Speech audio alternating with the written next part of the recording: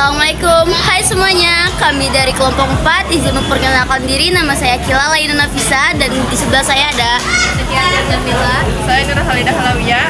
Saya Sofia. Saya Ripaldi biasa. Perkenalkan, nama saya Levanda Algodian. Ya, jadi hari ini kami akan membahas ekonomi Indonesia dan global di tahun 2024, fakta dan rencana keuanganmu. Yuk ikuti kita terus. Ekonomi itu ada di mana-mana, mulai dari belanja bulanan, investasi, sampai kebijakan pemerintah yang kita dengar setiap harinya. Jadi, yuk kita lihat kenapa ekonomi itu sangat penting dan bagaimana hal-hal kecil yang kita lakukan bisa memberi pengaruh besar pada perekonomian kita.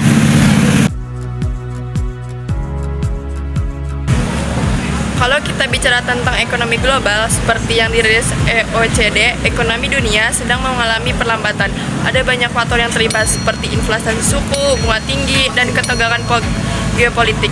Pertumbuhan ekonomi tahun depan diproyeksikan hanya sekitar 2,7 turun dari tahun ini. Kondisi ini memengaruhi negara-negara besar seperti Amerika Serikat dan Cina, dan dampaknya juga terasa di negara kita.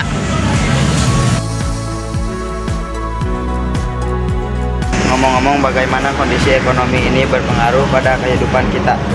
Dari kenaikan harga bahan pokok, biaya pinjaman, hingga investasi misalnya. Pemerintah Indonesia sekarang ini tengah serius mengatasi praktik impor ilegal untuk melindungi pelaku usaha lokal. Selain itu, dengan adanya kebijakan moneter dan fiskal, kita bisa melihat bagaimana upaya pemerintah mengendalikan inflasi supaya nggak terus meroket.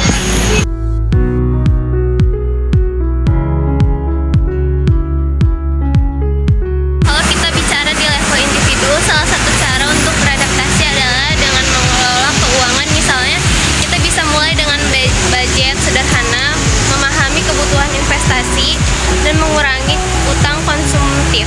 Hal-hal kecil seperti ini bisa membantu kita bertahan di tengah ekonomi yang nggak menentu.